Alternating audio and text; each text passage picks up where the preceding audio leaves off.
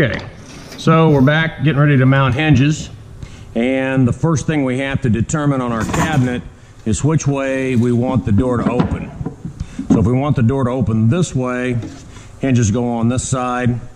If you want the door to open this way. So if you know where you're going to put it, you know in your house where you're going to put it, I would always have to where my door swung away from me, because if you have it swinging towards you, like towards a couch or a bed, then you have to try to reach over the top of it, and it's kind of difficult. So for this cabinet, we're just going to mount them on this side. So what I'm going to do first, I'm going to put an X on both sides where the door is going to go. Okay, next thing I want to do is hinge selection. And hinges come in a variety of types. These here happen to be a 3/8 by 3/8 offset. You'll notice how this has a little bit of an angle. It's not sitting flat. That's how you get your self-closing. These here happen to be a pair of antique brass hinges. I have, generally I'll have black, and I'll have shiny gold or shiny silver. If it's something that you want special, that's on you.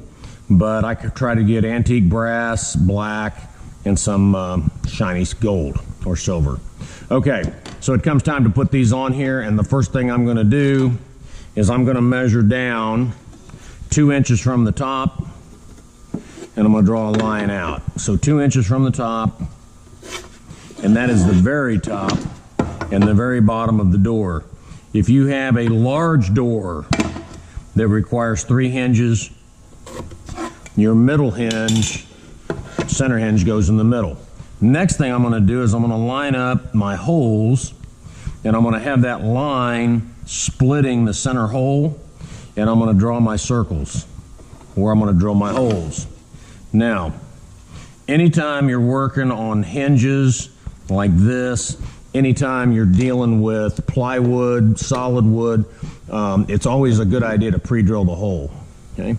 In this case, what we're going to use is a 7/64 drill bit, and that 7/64 drill bit is the precursor, and it's going to allow me to drill in. It's going to allow me to have a little bit of wood out of the way before I drill.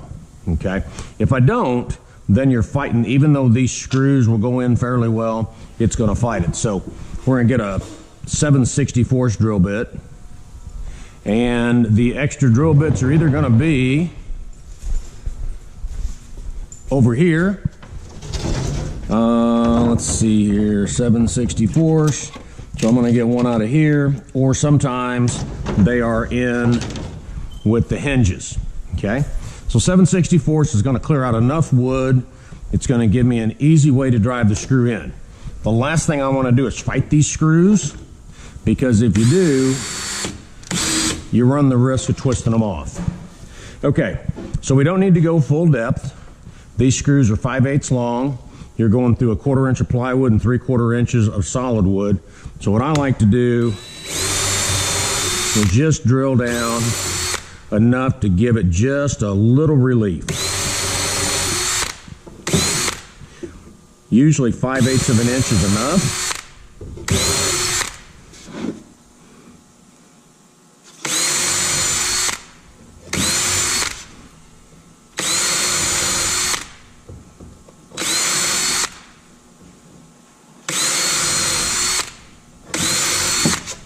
Okay.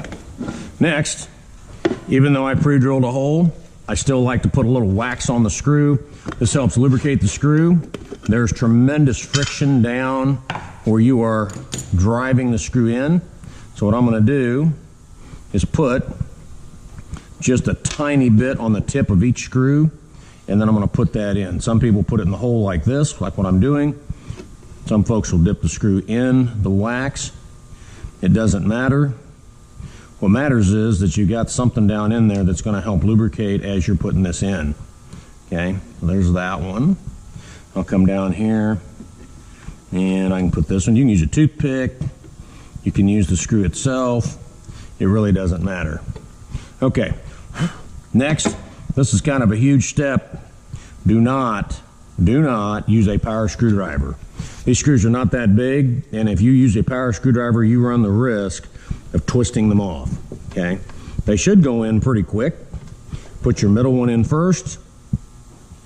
With the pre-drilled hole and the wax, they're going to go in really simple.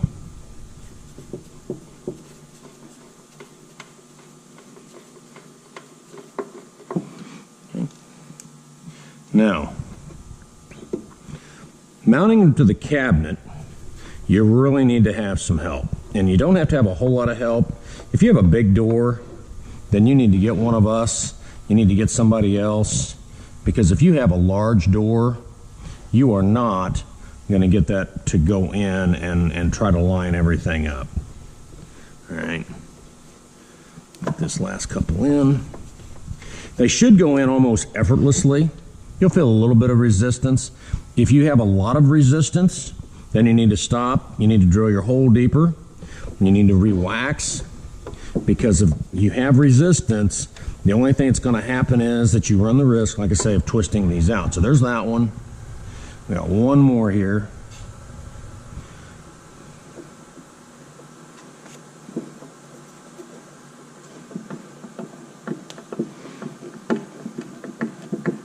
Okay, quick review.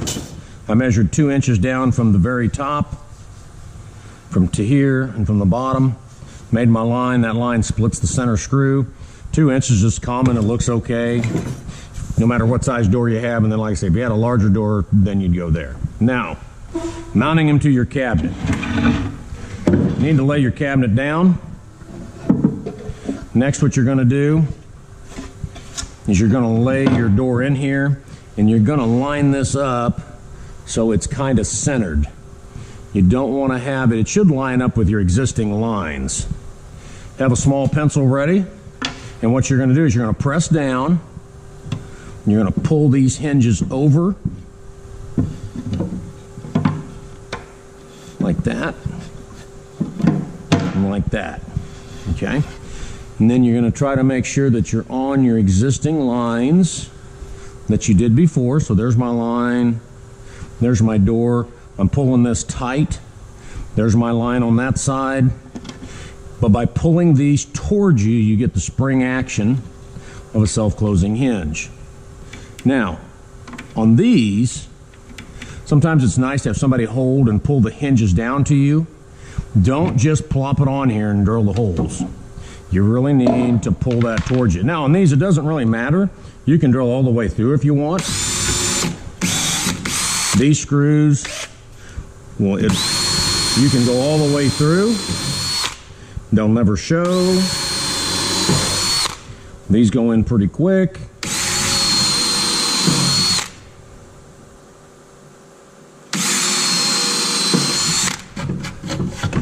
Okay. Once again, we're going to take a little paste wax. Put this door in place.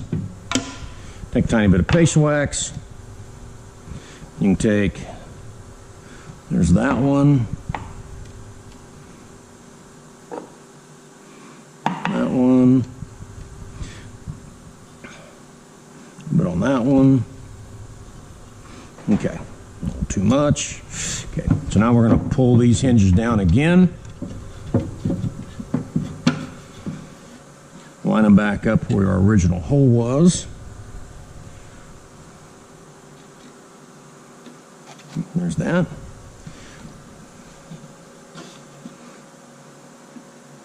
And what I'm going to do is I'm just going to start them. Do not run these all the way down yet. Some of you are going to want to get the power drill out and power screwdriver. Try to avoid that. Okay, there's those two. I'm going to come down here. Notice I did not put those in all the way yet. We want to try to self-align everything here.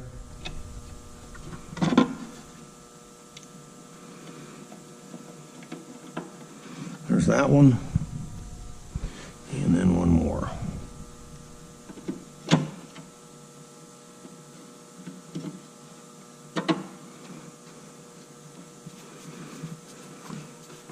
Once you get them all going in, go ahead and tighten them down.